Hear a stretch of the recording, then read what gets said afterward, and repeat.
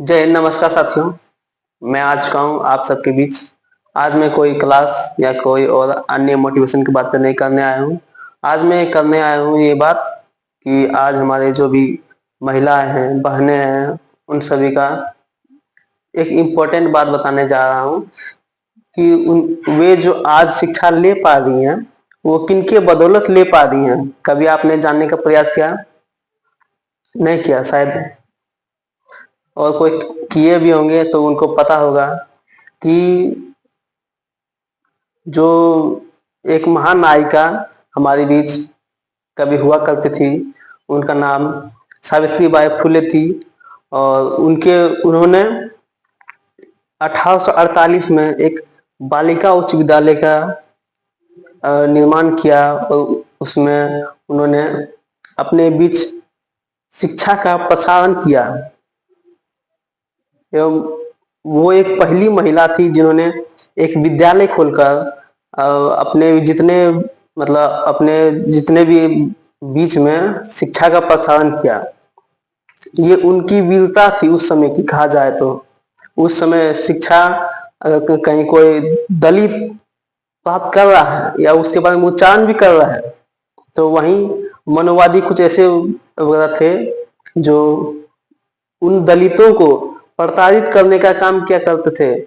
उस समय में हमारी जो महानायिका थी, महापुरुष थी, वो एक क्रांति करने का कार्य की।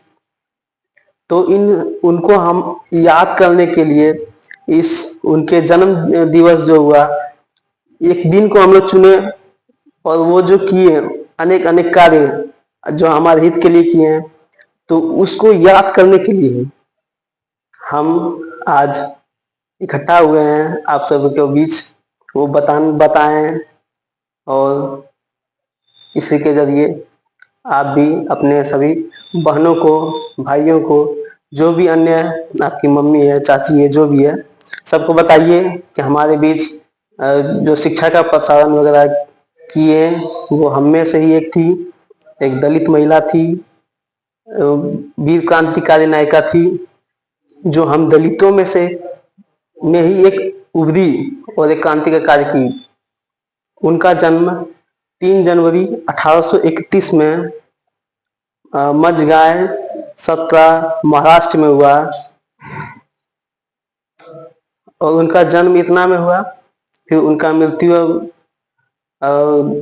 10 मार्च 1997 में हुआ। तो ये सब बहुत ही शोक का बात है, लेकिन फिर भी हम जितना भी बता पाए, शायद आपको कुछ जानकारी हुआ होगा। आशा करता हूँ इसे सीख को आप दूसरों तक पहुंचाएंगे। अगर कुछ आपको और बताना है तो आप उसमें कमेंट कीजिए और हम तक पहुंचाइए। उसके बाद में हम और चर्चा करेंगे। आज के लिए इतना ही। जय हिंद, नमस्कार।